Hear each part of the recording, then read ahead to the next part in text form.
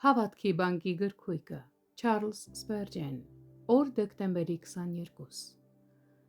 Աստված մեզ համար ապավեն է և զորություն, նեղությունների մեջ նա շատ օգնական գտնվեցավ։ Սաղմոս 46-րդ գլուխ, առաջին խոսք։ Օգնությունը, որը չկա, երբ դրա կարիքը կա, այդքան էլ կարևոր չէ։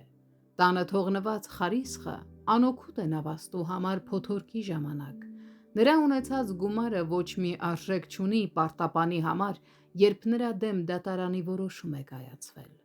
Շատ քիչ երկրային օգնության միջոցներ կարելի է անվանել չակերտյալ միշտ հասանելի։ Նրանք սովորաբար շատ հեռու են որոնման մեջ, շատ հեռու են գործածվելու համար և նույնիսկ ավելի են հեռանում, երբ մեկ անգամ գործածվում են։ Բայց ինչ վերաբերում է Տիրոջը, մեր Աստծուն, նա ներկա է, երբ մենք փնտրում ենք նրան։ Նա ներկա է, երբ մենք նրա կարիքն ունենք, և նա ներկա է, երբ մենք արդեն ստացել ենք նրա օգնությունը։ Նա ավելին է, քան պարզապես ներկա, նա շատ ներկա է, ավելի ներկա, քան մտերիմ ընկեր, որովհետև նա մեր դժվարությունների մեջ է, մեզ հետ,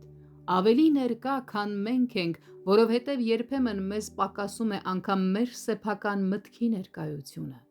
Նա միշտ ներկա է, արդյունավետորեն ներկա, համակրելիորեն ներկա, լիովին ներկա։ Նա ներկա է և հիմա, թեև դրսում մռայլ ժամանակներ են։ Եկեք վստահենք նրան։ Նա մեր ապաստանն է, եկեք ապաստան գտնենք նրա մեջ։ Նա մեր ուժն է, եկեք զինվենք նրանով։